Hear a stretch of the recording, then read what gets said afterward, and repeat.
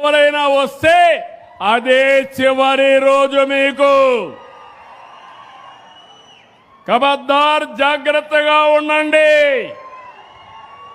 రెండోది, మీరు స్వేచ్ఛగా తిరగడానికి మీ ఆస్తులు కానీ మీ ప్రాణాలు కానీ కాపాడే బాధ్యత ఈ ప్రభుత్వానిదని చెప్పి కూడా నేను మీకు తెలియజేస్తున్నా.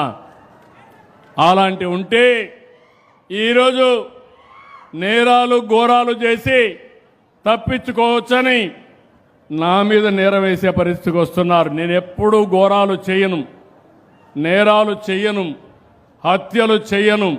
హత్యలు చేసే వాళ్ళని మాత్రం ఏం చేయాలి?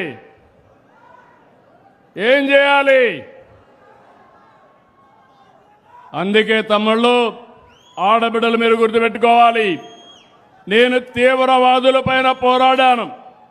30 ఏళ్లకు మునిపే